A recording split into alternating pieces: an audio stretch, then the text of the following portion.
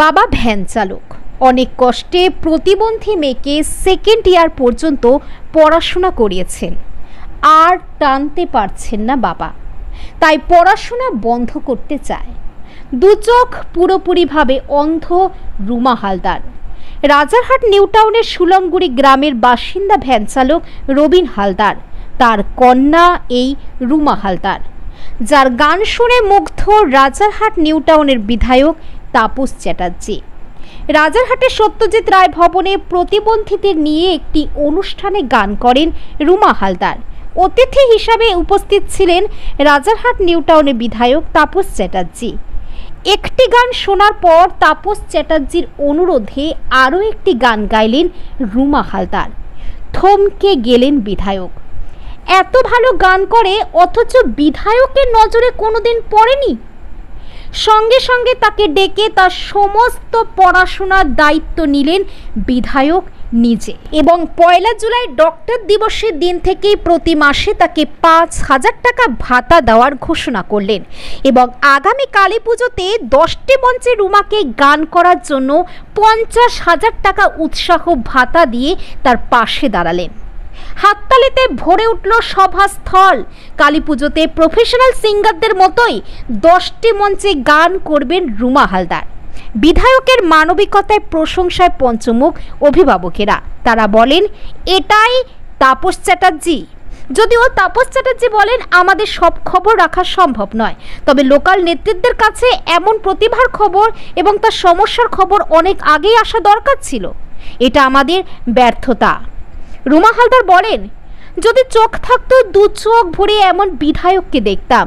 ভগবান দেয়নি, তাই অনুভব করছি এবং ওনার দীর্ঘায়ু সুস্থতা কামনা করছি।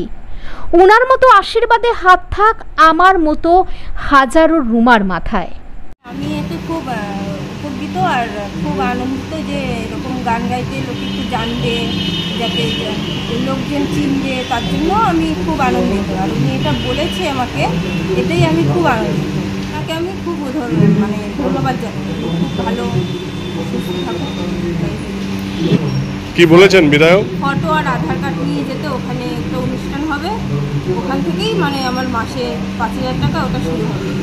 আর কালী পুজোর দুর্গাপুজোর পরে আমাকে যোগাযোগ করতে বলেছে, 10টা মঞ্চে গান গাওয়াবে আর 5,000 টাকা করে 50,000 টাকা উনি কালী পুজোর সময় উনি নিজে করবেন। বাচ্চার বাবাটি হচ্ছে রিক্সা চালান, তার সাথে কথা হবে। বাচ্চা মেয়েটি নাকি গান শিখতে সেকেন্ড ইয়ারে পড়েছে, 3rd ইয়ার নাকি পড়াশোনা ছেড়ে দিয়েছে। এইটাই আমি বলি আমার রাজনৈতিক সহকর্মী, তোমরা কী কাজ করো? যদি পাড়ায় যদি সত্যি তোমাদের সংগঠন থাকে, তাহলে এই ধরনের লোকেরা কেন পড়াশোনা ছাড়বে, কেন আমাদের কাছে নিয়ে আসো না? আমি তো একা সবটা পারবো না, একটা সংগঠন নির্ভর। এটাই আমাদের ব্যর্থতা। রাজনীতিতে এটা হয়ে গেছে অন্য কিছু, কেউ কারুকে গালাগাল দাও, কেউ কারুকে নামো, মাইকে বক্তৃতা করো। এই মানুষের সেবা করার জন্য যে একটা রাজনৈতিক দায় আমাদের প্রত্যেকের আছে। দেখুন এই বাচ্চাটা কেন বলুন সেকেন্ড ইয়ার থেকে 3rd ইয়ার ছাড়বে? এটা তো ছাড়ার কথা।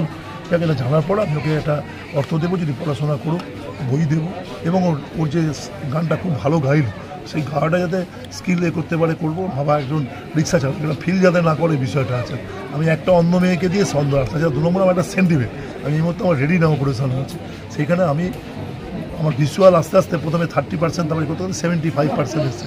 আমি জানি একটা চোখ যদি তার কোনো প্রবলেম থাকে কী হয়। আমি কদিনে আমার নিজের ফিলিংসে মনে হয়, দূর থেকে আমি লোককে দেখতে পাচ্ছি না যে কী অসুবিধা থাকে। আস্তে আস্তে আমার সেটা হয়েছে। আমি কত বড় জায়গায় অপারেশন করেছি, আমি একটা ভিআইপি পার্সন, আমার সুযোগ আছে। এইটুকু দেখে যারা অন্ধ তাদের কী হতে পারে, এটা থেকে আমার একটা ফিলিংস হলো যে ব্যাপারটা হচ্ছে এরকমভাবে বিষয়টাকে রাখার জন্য মেয়েটিকে আমরা 1 তারিখ ডাক্তার দিবস ওদিনই আমি শুরু করবো। প্রতি মাসে ওকে আমরা সেটা পৌঁছে দেবো। আপনারা জানেন যে আমি এই ধরনের কাজ করে থাকি। কমিটমেন্ট করলে সাধারণভাবে ফেল হয় না, করি হলো সেটা। আর ওকেটা আমাদের কালী পুজো হয়, যেহেতু কালী পুজো আসন্ন, আমি অনেক নাম করে সব কালী পুজোরই আমি সভাপতি। 10টা কালী পুজোকে বেছে দেবো, ওকে শিল্পী হিসেবে গান গাইবে, গানটা যাতে মানুষের কাছে মঞ্চস্থ হতে পারে। সেখানে সেই অর্থটা আমি তৈরি করে দেবো। 10টা কালী পুজোর জন্য 5,000 টাকা করে শিল্পী হিসেবে পাবে। প্রতিটা শিল্পীর 100 টাকা, যাতে ও এই আয়টা দিয়েও কিছু করতে পারে।